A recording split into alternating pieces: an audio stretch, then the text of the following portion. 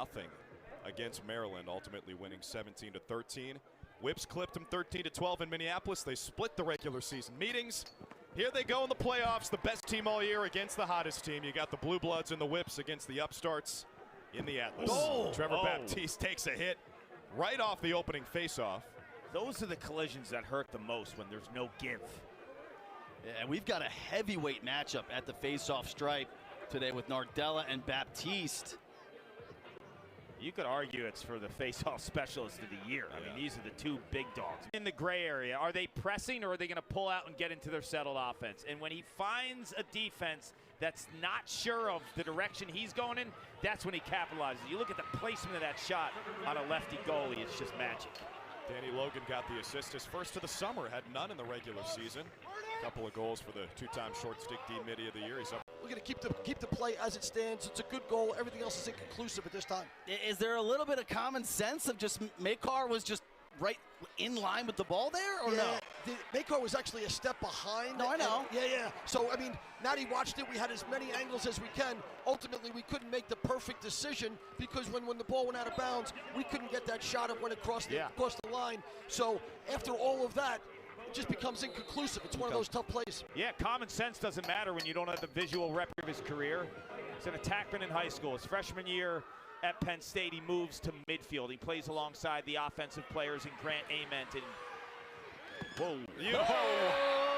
hold that thought, Kirk. Trevor Baptiste. You know why I held that thought. Something was cooking. And he really is the key to their whole offense being so explosive. You look at their wins, and they're generating close to 7 goals off of his faceoff wins. In their losses, under 4. So his ability to not only win the faceoff, but then generate his own shot and bury it, or get them into early offense. That is the secret sauce of this Atlas offense. And if you look at the production of this Atlas offense in the first quarter, give all the props to Trevor Baptiste because he's feeding this beast. He's 5 for 6 in the stripe showdown with Joe Nardella. And Nardella had the advantage in the regular season. Here we go again, this time for 2! Trevor Baptiste! Let's fucking go! Yeah, let's do that! Go. Wow!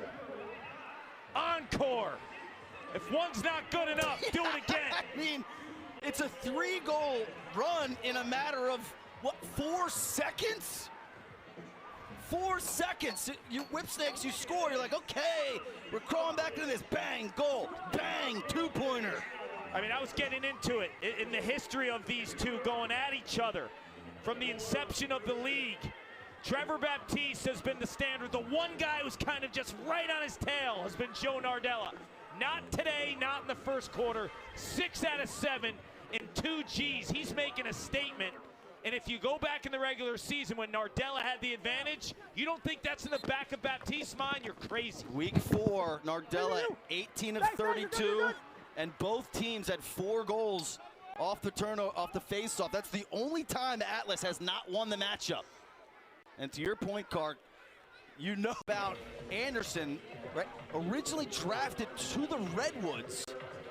Big early to mid-season pickup via trade, again by Jim Stagnita. It's all those little mini micro moves that have added up into the roster, and 5 wins, hottest team in the PLL. In the draft, Anderson was an afterthought. Patra was an afterthought. Malone, steal of the draft. You talk about assembling guys in the 3rd round or later for Stagnita that have kind of made this team what they are, right? You knew what you had in Rambo and Zed Williams, but this team is not here without those rookies. You think about it, I mean, all season long. He's always a great lacrosse player at his foundation, and the face-offs is obviously his specialty, but at his core, he's a phenomenal lacrosse player. I'm just waiting for Nardella counter, because you know these two guys, heavyweight matchups. Nardella's, yeah, he's going to have something in response. He's won 2 of his last 3. So he has responded. Great battle for it here. Picked up by Wheaton Jacobois. 55 and white. Didn't play last week in the quarterfinals at Gillette. Here comes Malone. Finds Williams. Ooh, rings the pipe. Right off the crossbar. It goes high. And it's shown. I think he's just been on a mission as an athlete. You know, he attempted to play in the NFL, and just the shape that he got into, and you put that muscle and speed together, and now he's spending so much time on his stick skills and his shooting. You're seeing the complete Doc Aiken, who I think is a top 5 midfielder in the league. And by the way, that was his left hand. He's a right. I mean, he ran through Mazzone like he wasn't there. Yeah. So far, Tom, I mean, this is a fun matchup, right? You got two best face-off guys in the league statistically. You got the hottest team against a team that's been the best all year. As you've watched this first half, what stood out to you? Well, I think you have two really competitive teams. Looks like Drew Carter after a morning lift. They get a Chris Cotter. Yeah, Miles Jones, a specimen. You saw a 6-time All-Star, one of many big names on this Atlas offense. You got 8 goals already. Malone knows that, but he pays the price for a good reason. It feels like Malone gets like one of those a game, whether it's a goal or an assist, kind of like just gray matter, gray area. You know what I'm talking about? Like, I think he just has a super high IQ. And obviously that's what we'd like to call a guard. And is Liam Entenmann with the 2 saves. We saw him kind of get up gingerly one time. Yeah. I don't see that same pop in terms of the way that he approaches the ball on his saves. Be interesting to see how he responds in the second half, because he's had an incredible rookie campaign. The other thing, too, if you're the Whipsnakes, you got to get Zed Williams involved more. He only has 6 touches. He's 0 for 1 shooting with the 2 turnovers. Like, Big Zed needs to get into the game. Yeah, Zed Williams, second in the league in goals during the regular season.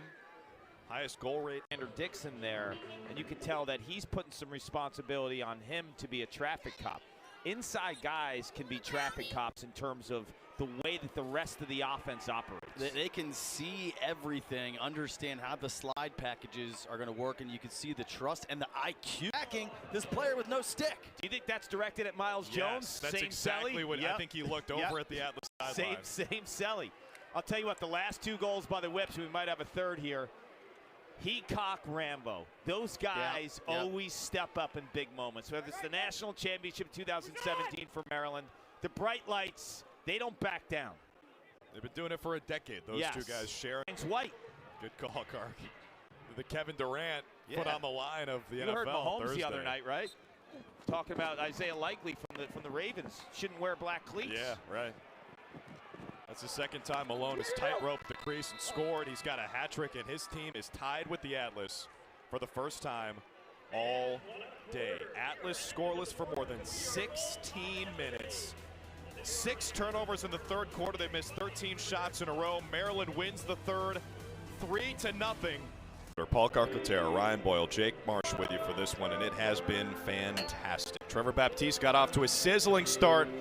He scored 2 goals in the first quarter, including a 2-pointer.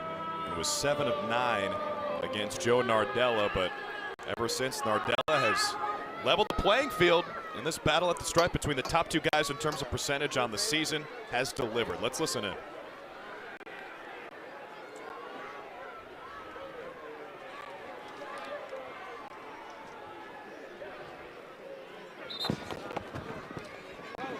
The timing of the whistle. Nardella was trying to trail check Baptiste. These guys have gone head-to-head plenty of times, and it's pretty evenly matched. Actually crashed the crease, and in doing so, that drew the Maryland defense in. Schellenberger kind of surveyed and then found Costabile trailing behind the play. That's their first goal, the Atlas, since 4:12 left in the second. And it's Costabile's first 2-pointer of the summer.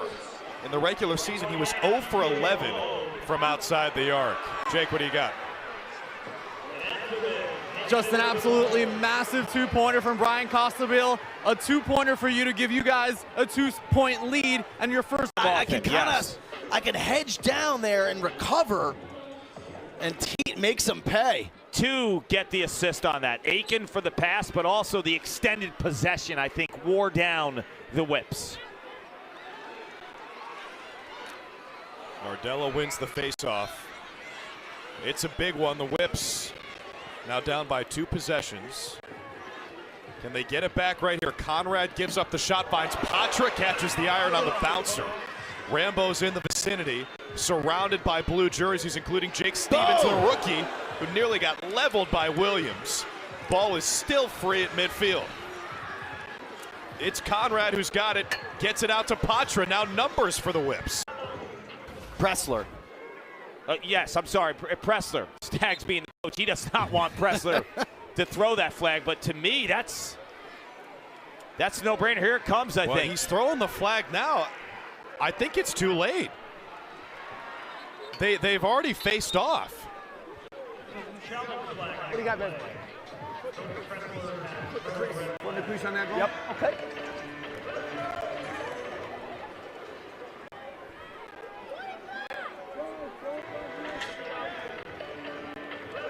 And Baptiste was heating up, you'd say, oh, now they have to deal with Baptiste. This matchup has been essentially even. And there's actually a violation there, so Baptiste won't be able to take the next one. So an opportunity to make it, take it, and they got numbers. There's Conrad. Malone catches the iron. It's a great point, Boyle. The battle at the stripe is massive. Right, no Baptiste here on this faceoff. So when they didn't chase the two with Heacock, look how it's played out. Danny Logan takes the faceoff, and the Atlas win it, but give it right away. Wow. Almost found money for New York without Baptiste, but they turn it over. And if you're wondering why Malone didn't pick that up right away, it's actually To get us to the finals. He believes in every single one of them. Who is it going to be? I guess we'll find out if Atlas can win it. They got a lot of good options, including the faceoff man, Trevor Baptiste, who scored twice in the first half. He's 11 for 22 today. Nardella 10 for 23, but Nardella's had the upper hand in the second half where he is 8 for 11. Let's just sit back and watch this matchup unfold. And listen to yes.